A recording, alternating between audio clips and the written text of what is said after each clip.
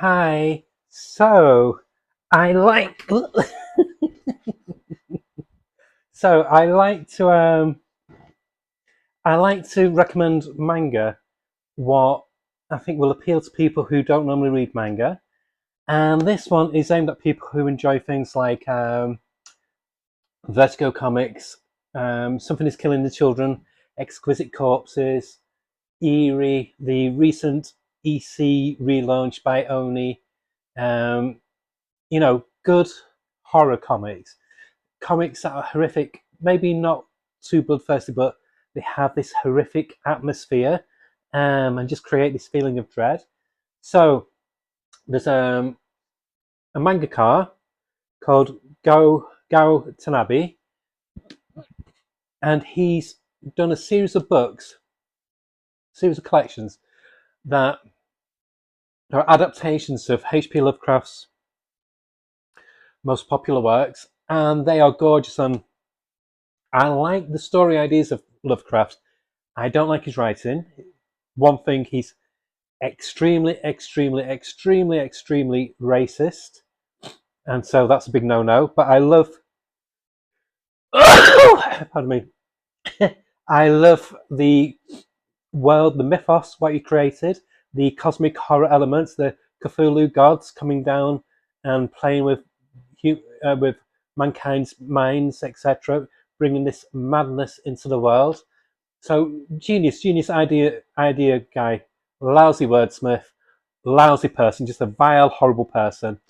But when his work is taken over by as films or adapted by other writers, where they elaborate on the books like Brian Lumley, etc., or when they do comic adaptations, I'm a sucker for them. I love like the Color of Space, what came out recently with Nicolas Cage. That was a wonderful film. I do recommend you hunt that out if you've not seen it.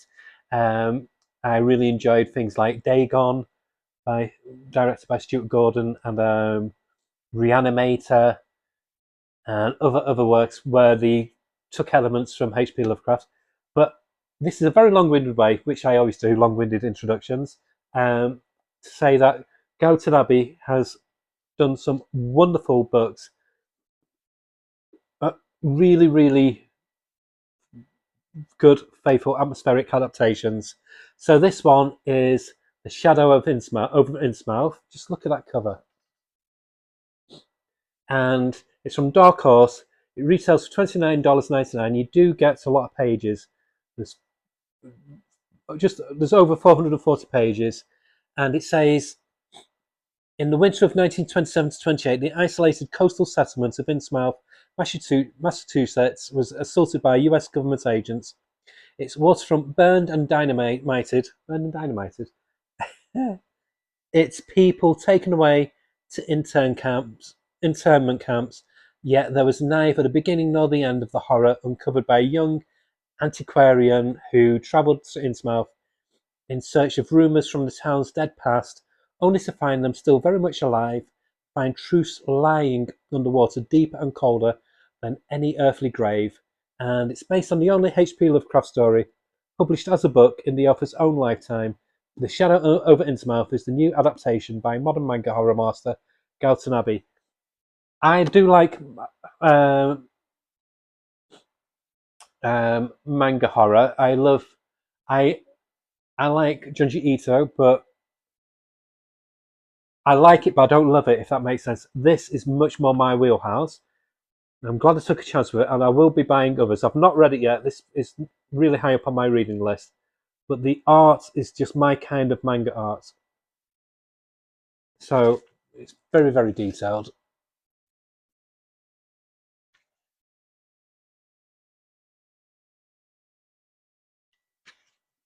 So it sets the scene initially.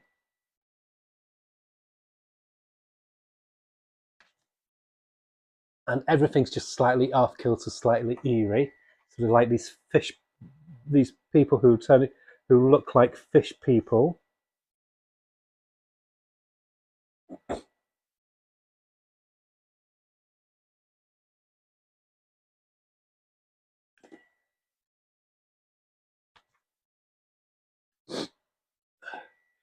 This is when it's a good HP Lovecraft adaptation, when there's this feeling of unease, of un, discontentment, just bubbling underneath of something that appears on the surface is quite normal. Just want to show you some more.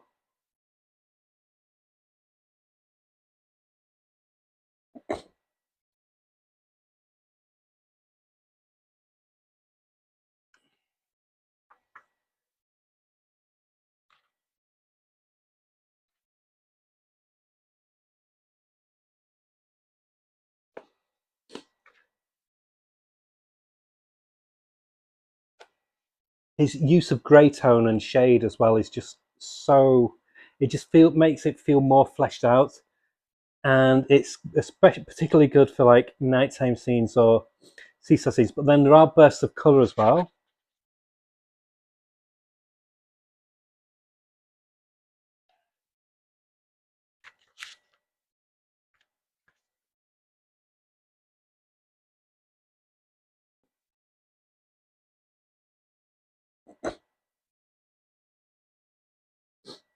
I've played some HP Lovecraft games on the PlayStation as well, and I just, like I said, I love the concept and the idea behind his works, but it's one of those weird things where it's his works and his universe is much more enjoyable if you read or play stuff what's been influenced by him but hasn't actually been written by him, which is the case with Robert E. Howard as well. I used to devour Robert E. Howard stuff as a child, but I read it recently and I had to put it down. It's just, again, so blatantly racist. Um, all the bad guys are always black guys or Asian guys or Eastern guys, and it's like, ugh. But as a intellectual property, fantastic. I mean, Conan the comic is just amazing, and you can make excuse. You can try and make excuses. So it's just the way of the day. No bullshit. Mark Twain was just a few years before, and he didn't have that mentality. It's nothing to do with the time. You can't make excuses for it. And I'm sounding up. Come on, I'm fucking 56. So if we're going by that ideology, I should be racist because I grew up when National Front and other right-wing extremist groups were popular. But yeah, this looks so absolutely gorgeous,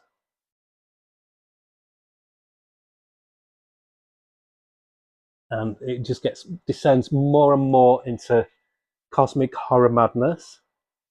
And what is really good about Lovecraft's stories, like I said, it's not the writing, but it's the concepts. The concepts are superb. It's this,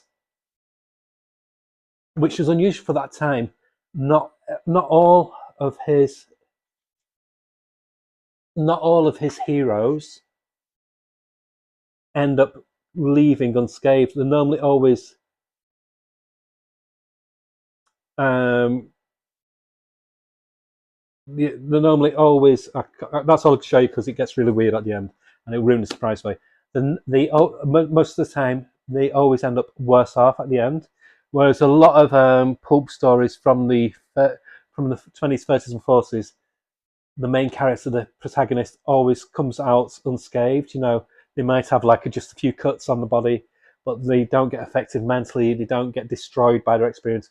Not the case with H.P. Lovecraft. So that is another plus to the man's stories. Like I said, great concepts person, just a horrible person, and too many racist elements in his own writing. But there we go. I do recommend this series. I will be getting more once I've read it. I will be getting more once I've read it. I will give a review. Might just do it as a short. But I'm hoping to get. I think there's about 5 books at the moment, and I'm hoping to get them all. So hope you enjoy that. Like I said, perfect book to get for somebody who wants to try manga but the bit nervous where to start. It's one and done. It's complete in itself. You get a nice thick story that's one and done with gorgeous art and very easy to follow. Like I said, it's an adaptation of a classic story, so you can't go wrong with that. Okay, bye.